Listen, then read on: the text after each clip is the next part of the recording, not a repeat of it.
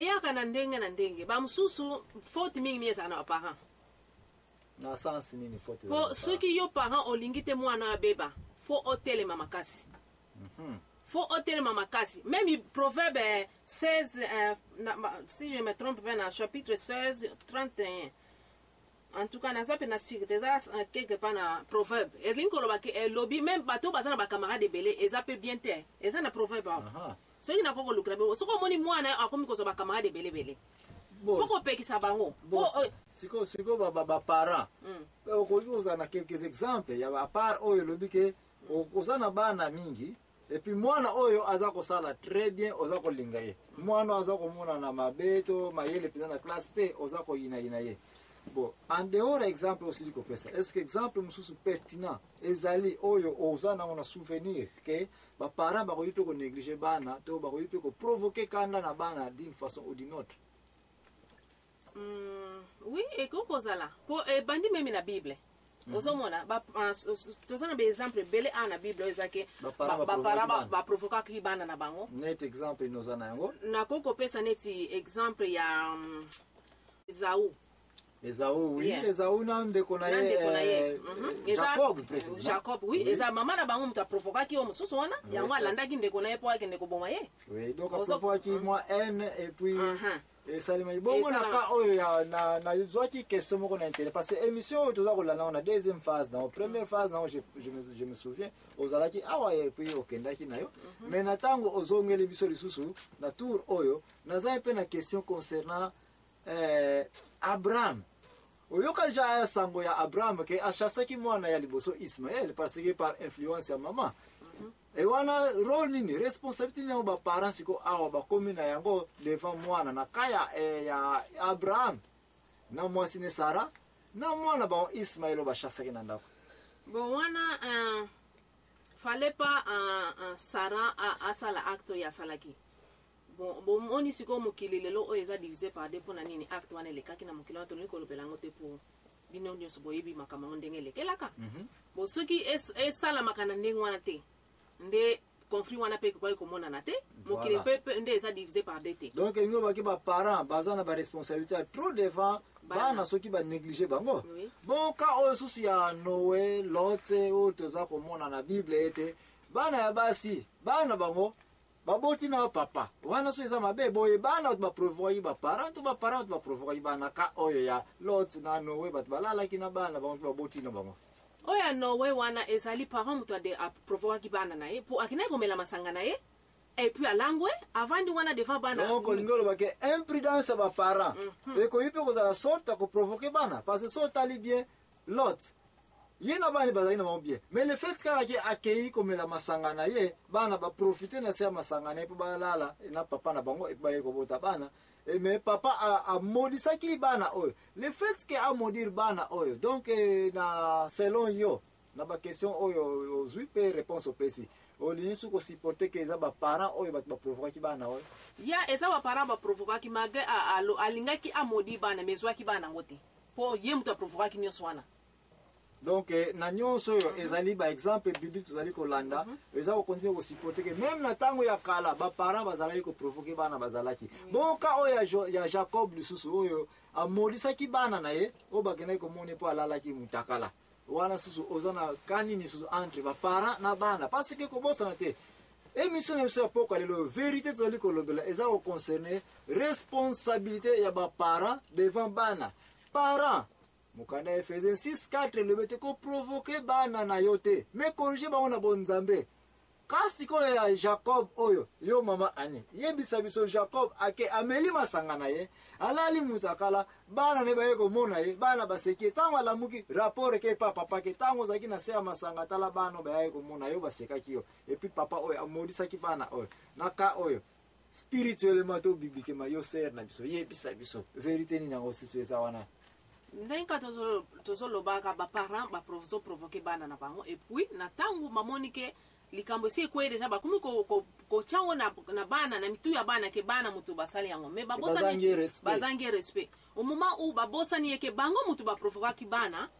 yango likambo ngo salami OK bona li ndenga wana pe même si ba beni bana ngo bazana na bango modite po nzambe ah oui nzambe ayebi déjà que ya po nzambe alobi ke bana baza innocent basalaki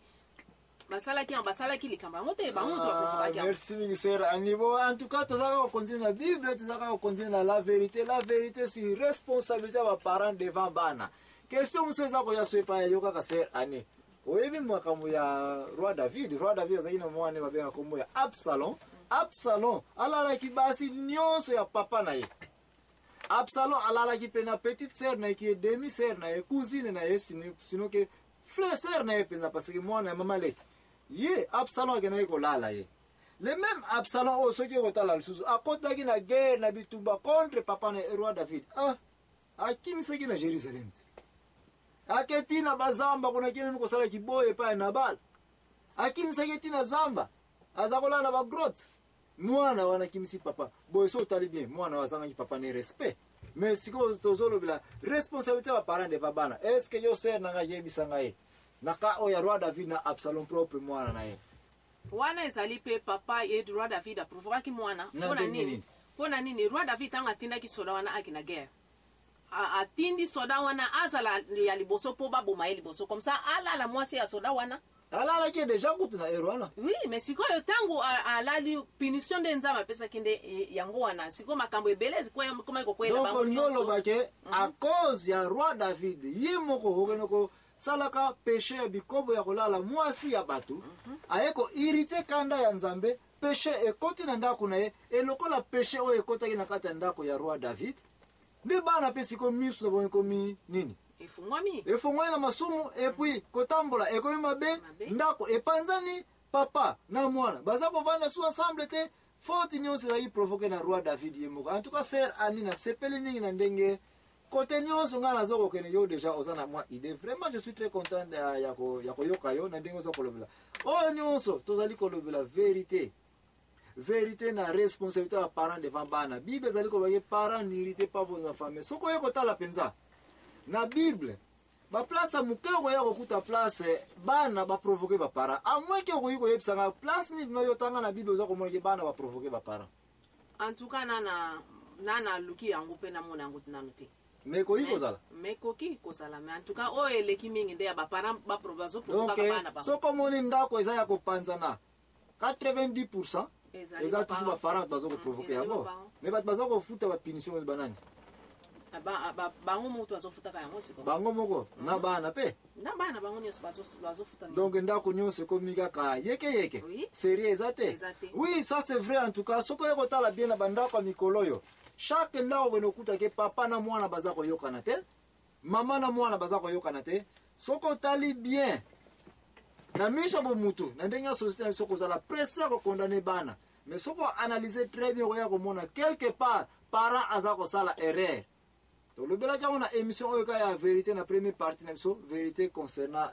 responsabilité ya parents devant bana okoya ko mona na beta ki mingi sete na côté ya ba erreur o ba parents baza ko sala na banza olanda ya on internet oyo ko mona place na lobela kiete papa le fait ka okena libanda oje ko za par exemple mwasi ya mbanda lio pe oza awosiko za mwasi na ko poser une question. Prenons que mobile na yo ayeli yo mwasi mususu na ndako et puis chambre bana balobi bana bolonga wana akoti mwasi ni mususu na ndako. Est-ce que so yoka histoire ngoto okoyoza na idée réaction ekozala ndenge na ndako boy wana sina yoka ngo pe na mona ngonga moko na misu bon bana oyo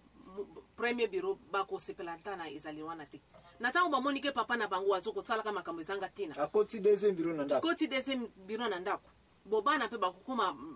makambo ezanga tina po mwasi wana ye na ndako wana bo akoya suna makambo na ndenge na ye ou bien influence oui eo ezake papa na bino palandi makambo nyonso mwasi wana oya auti na banda akoti na ndako ozomona Rwanda bana sikoyo ba respect na ba parents comme ko sila esilaka abi o papa kutu azosala ngo bongo na ebi meme papa moko mwa azayi ngulu papa na lobi atika ye moko apose papa na yo basi bono za na ndako na bango vérité de kolonga vérité okuta ngwa na émission oyo vérité na émission oyo ekokuta epai mususu te na Bible kaka na Bible nde bisika oyo okokuta vérité yango wana lelo na pokwa lelo vérité na biso ezali ko concerner responsabilité ya parent devant bana mokanda nzambe lobi te bana tika ete barespecte baparent na bango mais sikoyo baparent bo provoke bana te bo irrite bango te na bacolère mais bo éduquer bango na bonzambe bo ko éduquer bana na bonzambe yo parent oza komelaka masanga bonzambe d'abord eza te na place wana bio baparent ozo inokosaka banani